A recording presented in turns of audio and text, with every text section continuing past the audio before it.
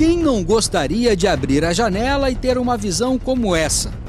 A Pedra Azul, localizada no distrito de Aracê, em Domingos Martins, é uma das vistas mais desejadas do Espírito Santo. Colonizada por imigrantes alemães e italianos, a região atrai cada vez mais turistas e empreendedores. Mas, junto com hotéis, pousadas, condomínios e casas de campo, vem a pressão sobre o meio ambiente. Em algumas áreas, já é possível flagrar violações à legislação ambiental. Uma das situações mais comuns é a venda de lotes com tamanho menor que o permitido. Por lei, na zona rural, a área mínima para que uma propriedade seja escriturada é de 30 mil metros quadrados. A pessoa tem uma fazenda na área rural e aí ela sai vendendo pedacinhos para conhecidos e a prefeitura foge um pouco do controle da prefeitura. Que a gente vê muitos casos de pessoas que foram enganadas e compraram um lote pensando que iam ter a titularidade daquele imóvel e não tem. Apesar da proibição, não é difícil encontrar lotes muito menores. Há também condomínios. Este, que foi licenciado na Prefeitura de Domingos Martins como um resort, oferece casas e apartamentos.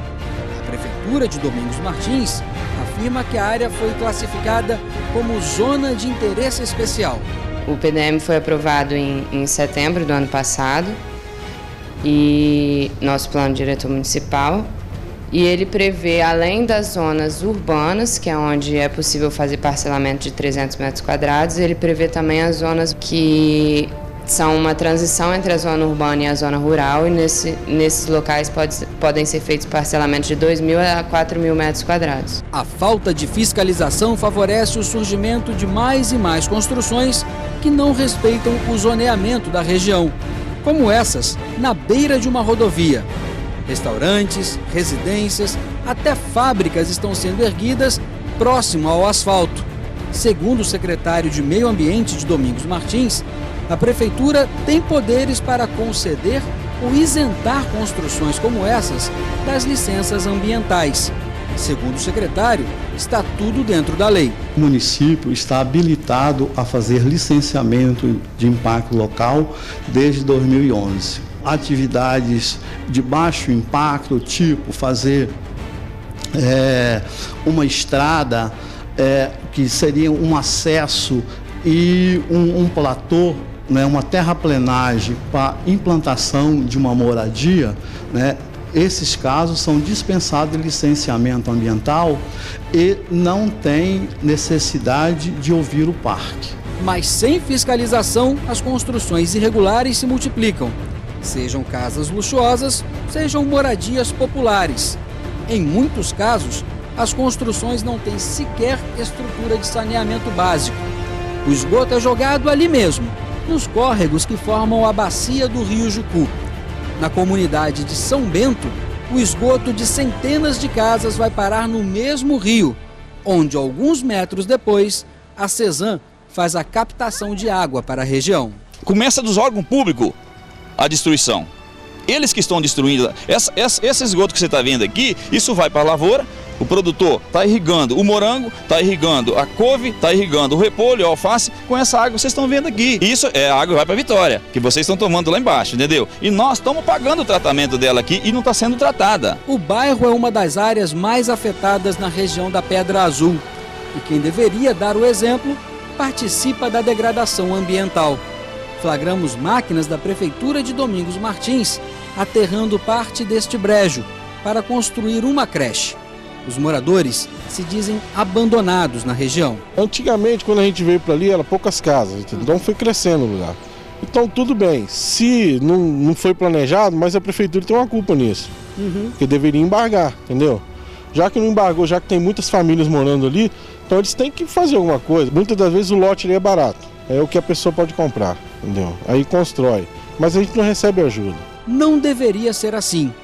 Como a região abriga uma área de preservação ambiental, o Parque Estadual da Pedra Azul, as regras para ocupação do solo e construção são mais rigorosas. Para começar, é proibido desmatar ou construir qualquer estrutura na área do parque. Além disso, numa faixa de 3 quilômetros ao redor do Parque Estadual, a chamada Zona de Transição, as construções precisam de licenciamento ambiental e autorização da direção do parque.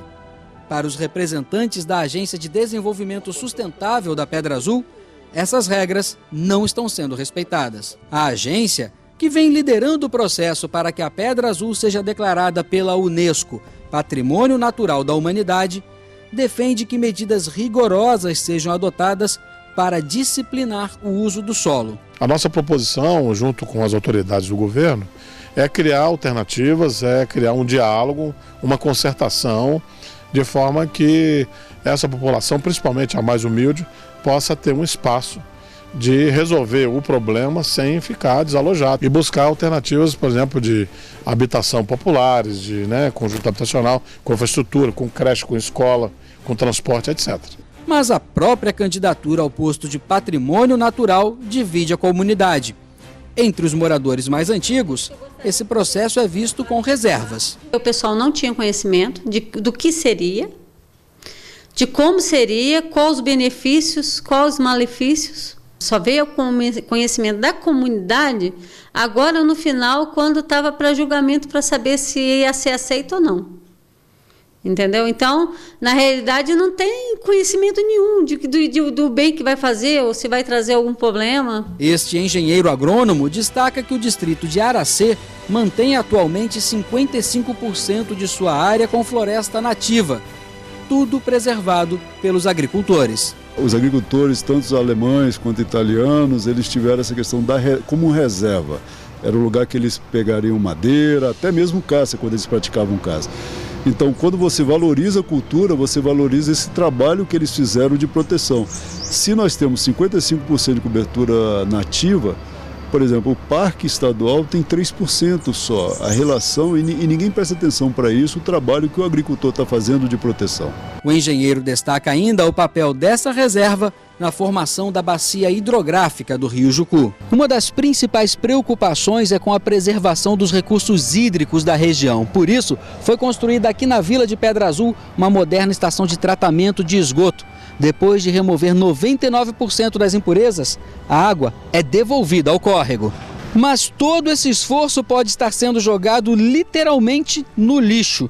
Menos de 25 metros depois da estação de tratamento, esta outra manilha despeja esgoto in natura no mesmo córrego. É uma situação lamentável, mas em parceria com a CESAM já sabe do problema. Ali depende, são vários atores em que cada um tem a sua responsabilidade. A CESAM vai fazer o levantamento de todos os usuários, onde vamos conhecer quem já está ligado à rede e quem é factível e ainda não ligou. Entendemos que desta forma nós vamos resolver o problema de esgotamento na região da Pedra Azul.